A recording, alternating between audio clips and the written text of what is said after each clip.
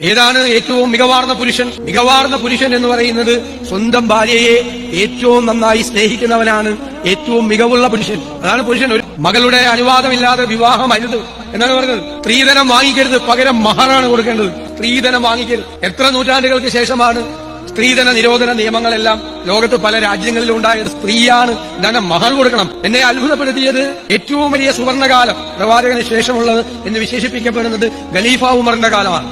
ഖലീഫ ഉമറിന്റെ സദസ്സിൽ ഒരിക്കൽ ഈ മഹർ തുക കുറയ്ക്കാനുള്ള ഒരു തീരുമാനമെടുത്തു. അപ്പോൾ ആ രാജസദസ്സിൽ ഒരു വനിതയുണ്ടായിരുന്നു. ആ വനിത എഴുന്നേറ്റ് നിന്ന് അതിനെ സ്ത്രീ ചോദ്യം ചെയ്തു.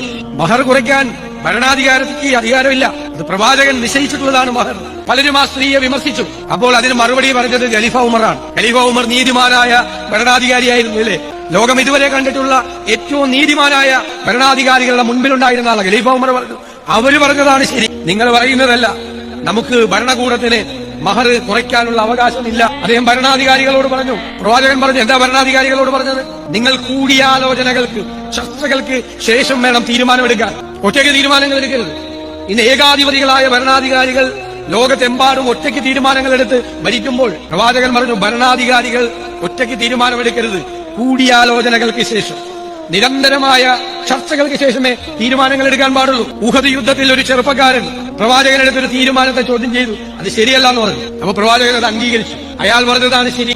അയാൾ എന്നെ തിരുത്തി. അയാളുടെ ആശയം മറ്റുള്ളവർ പറയുന്നത് കൂടി കേൾക്കണം, മറ്റുള്ളവരുടെ ആശയങ്ങൾ കൂടി കേൾക്കണം. നമ്മൾ ഏകപക്ഷീയമായി നമ്മുടെ തീരുമാനങ്ങൾ ഒരു ഭരണാധികാരിയും മറ്റുള്ളവരുടെ മീതെ അടിച്ചേൽപ്പിക്കരുത്. അതിനേക്കാൾ വലിയ ജനാധിപത്യ ബോധം എന്താ?